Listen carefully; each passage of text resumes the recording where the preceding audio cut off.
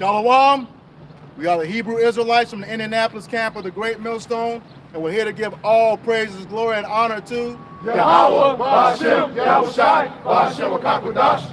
double honors to the apostles and elders of Great Millstone who rule well in teaching us this 100% truth. Salutations to them and our fellow Akim who labor in this truth week in and week out on the highways and byways.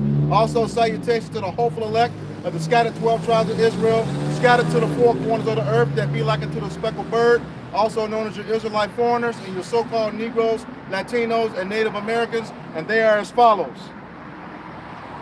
The tribe of Judah, the so-called Negroes.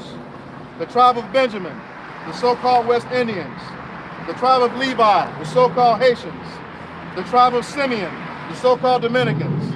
The tribe of Zebulon, the so-called Guatemalans and Panamanians. The tribe of Ephraim, the so-called Puerto Ricans. The tribe of Manasseh, the so-called Cubans. The tribe of Gad, the so-called North American Indians. The tribe of Reuben, the so-called Seminole Indians. The tribe of Naphtali, the so-called Argentinians to Chileans. The tribe of Asher, the so-called Colombians to Uruguayans. And the tribe of Issachar, the so-called Mexicans. To you, we say Shalom. Shalom. All right, we're just going to get right into it, beginning with Ezekiel 33. This is the book of Ezekiel, chapter 33, verse 1, and it reads, Again, the word of Yahweh came unto me, saying, Son of man, speak to the children of thy people, and say unto them, When I bring the sword upon the land, if the people of the land take a man of their coast and set him for their watchman.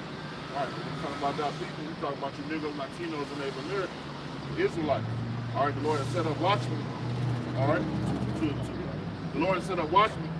All right, on the nation of Israel to give the warning when the sword will come. All right, that sword is a killing instrument, a destruction instrument. All right, so the Lord said watchmen, the prophets. All right. It's the book of Isaiah, chapter 62 and verse 6. It says, I have set watchmen upon thy walls, O Jerusalem, which shall never hold their peace day nor night. Right, that's what's going on right now throughout the four corners of the earth. All right, the watchmen of the earth are not holding their peace day or night. All right, to the electronic epistles, all right, we got videos going up day and night. Us deciding to crime, all right, us pushing this word for Yahweh Shalom Shah.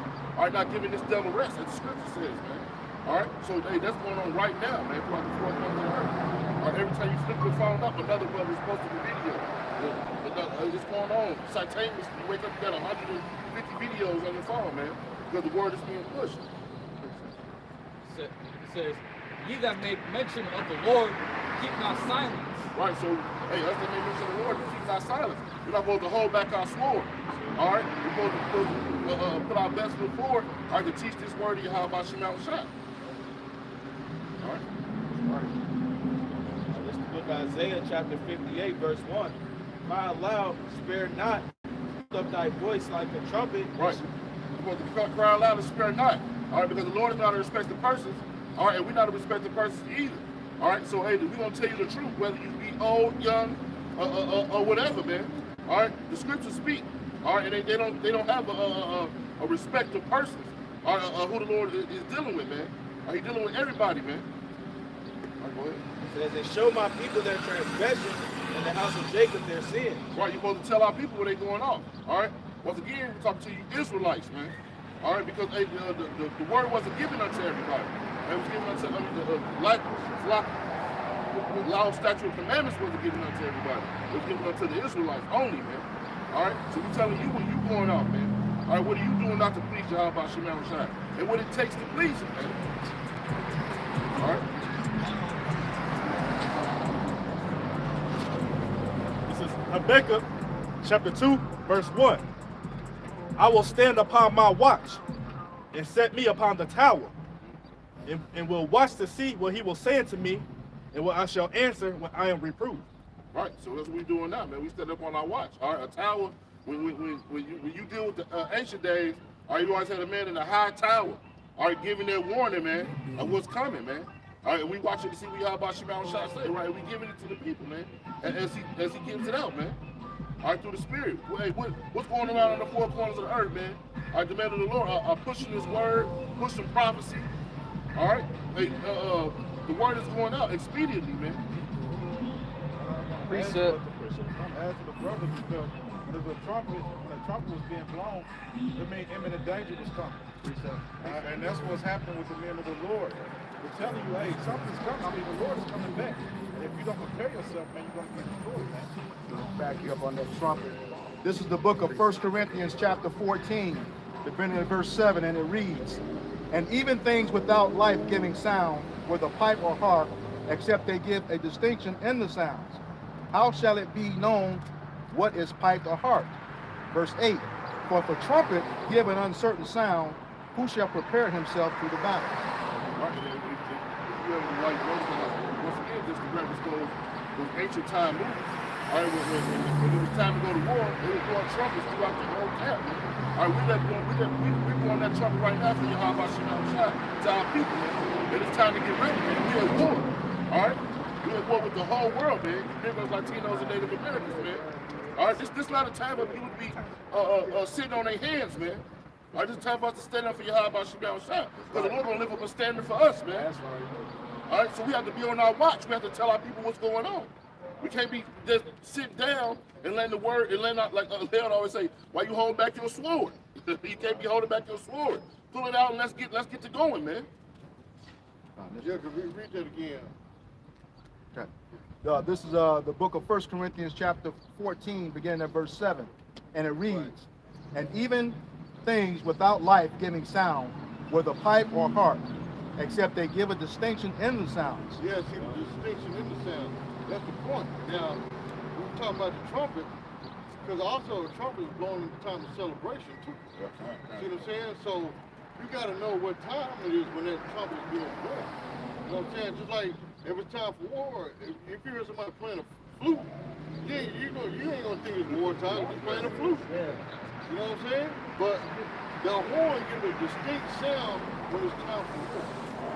Yeah. See what I'm saying? Just like the ram horn. You know what time when the ram horn is being blown. See what I'm saying? It gives a distinct sound for each event or different occasions. You know? Yeah, just finish that off. Verse 9, "So likewise ye, except ye utter by the tongue words easy to be understood, how shall it be known what is spoken? For ye shall speak into the air." Yeah, so that's pretty much now when we, since we don't have the trumpet right now, it's our voice, okay? We speaking, all right? And we telling the people what's happening, just like the brother brought out in Isaiah 58:1. You know, cry aloud, spare not. It's our voices now, all right? Because we were discontinued from our heritage, okay, and don't understand the trumpet, you know, in this time. So it has to be spoken so it's easily understood. That's why I said Isaiah 58:1, what? Lift up thy voice like a trumpet. So take on the manner of the trumpet.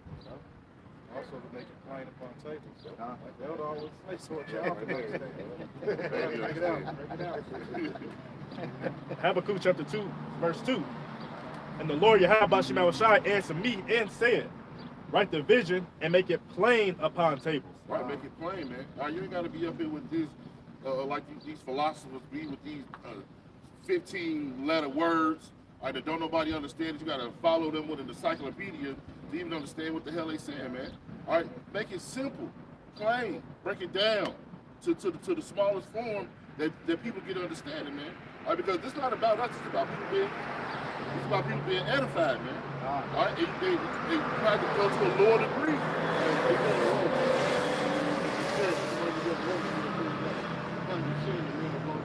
Yeah, to be a country. Like you said, you know. It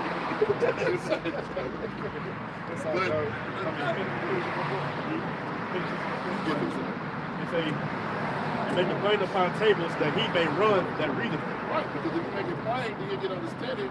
He gonna run after you read it, and he gonna get that understanding. He gonna draw down into it. All right, but if you make it all hard and complicated, all right, like, I don't know what you're saying. I don't understand that. You're not supposed to make this word not understandable, man. You're supposed to make it plain unto our people, man. The nation of Israel, man.